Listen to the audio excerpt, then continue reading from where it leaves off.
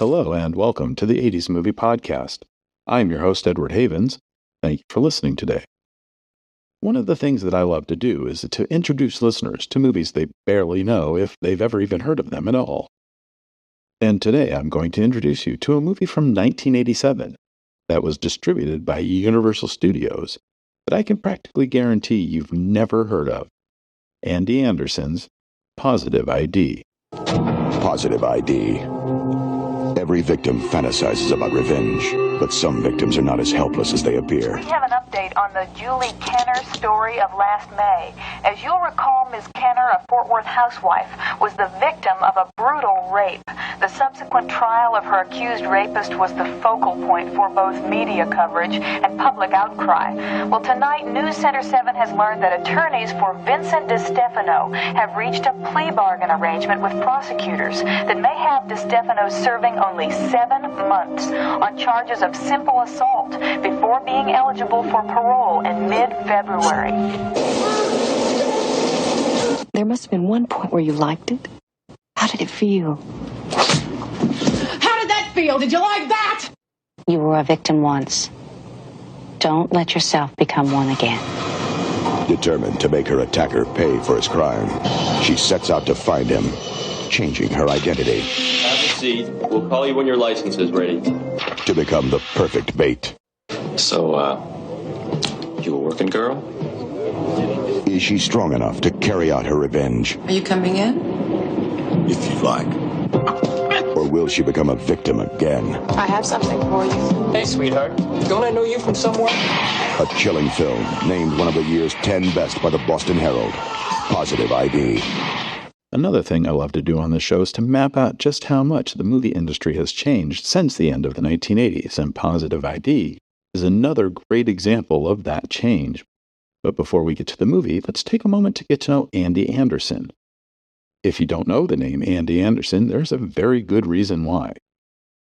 Born in July of 1946, Andy Anderson made his way into the film industry as a production assistant and assistant director on a number of small independent film projects shot in and around the Dallas-Fort Worth-Arlington area in the 1970s, where he eventually would find full-time employment as a film professor at the University of Texas at Arlington. In the early 1980s, he would oversee the production of a low-budget science fiction horror movie being made by one of his students called Interface. The film was about a group of strange beings at a master computer control room who use their equipment to kill people by remote control. Very progressive in an era when most people didn't even have a home computer yet. Except the student directing the film was having trouble keeping the project together, and Anderson would step in to finish the project when the younger filmmaker quit in frustration. Interface would play at a few second-tier film festivals and eventually be picked up by Vestron Home Video and released directly to VHS in 1986. About the only people who've even heard or seen Interface are Lou Diamond Phillip completionists, for this was the actor's first movie in which he plays a character simply known as Punk Number 1. But it got the juices flowing in Andy Anderson to make his own movie. And like Alex Cox would do with two of his late career movies, as we discussed at the end of our recent episode about his 1987 movie Walker, Anderson would use some of his students as crew members on his film. Anderson figured he would need about $200,000 to make his movie, and he would quit his job, sell his house, sell his car, empty out his savings account, and max out all of his credit cards, which only got him to about $100,000. He would borrow the remaining money he needed from friends, family, and some local investors. Positive ID would tell the story of Julie Kenner, a housewife from Dallas who was having trouble shaking off the horror of having been raped a year earlier. When Julie learns her attacker is about to be freed on parole after only 7 months into a 2-year plea deal sentence, she finds a series of legal loopholes to help her create a whole new identity, that of a slutty barfly from Florida, who will be irresistible to her attacker. For the role of Julie, Anderson would cast a new actress named Stephanie Rasco, for whom Positive ID would be her very first acting credit.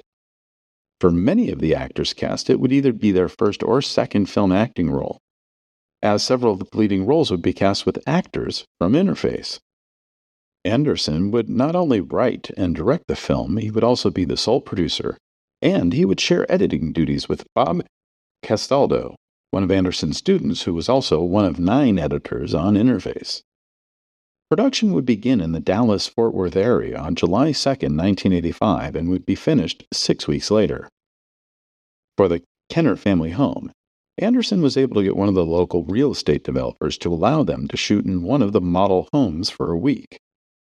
Anderson would use a recently shuttered bar in a soon-to-be demolished building for the scenes where Julie would find her way into the life of her attacker. To keep production costs down, all of the actors wore their own clothes and provided a number of their own props, like televisions and computers. The actors and crew would defer a portion of their salaries for a percentage of potential profits, while Anderson would not pay himself at all.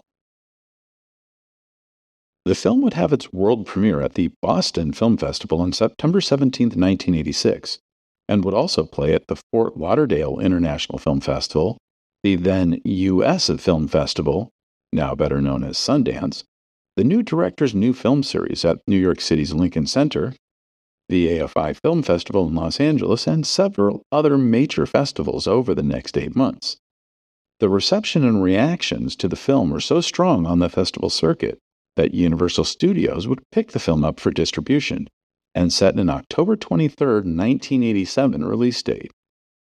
While Universal would not spend a whole lot of money on advertising the film, buying only half-page ads in the New York Times and the Los Angeles Times, and completely ignoring television and radio ads, they would open the film on 10 screens in 6 cities, in a number of prestigious theaters, including the AMC Century 14 in Century City, the Cineplex Beverly Center in Los Angeles, the Cineplex Universal City Cinemas just outside the studio's theme park, and the Sutton Theater in New York City, with plans to expand the movie into a wider release if the film performed well. But the grosses would not be encouraging, hitting just $31,358 in the first 3 days. In its second week, it would lose half of its screens and see its weekend gross drop to just $9,288. And it would be all over for the film right there. Universal stopped reporting grosses after just 10 days, and only $56,456 in ticket sales. More than one critic would point out the tonal, if not thematic, similarities to another recently released low-budget independent Texas-shot neo-noir crime film, Joel and Ethan Coen's Blood Simple. It's not exactly an unfair comparison, but it's not exactly a bullseye either.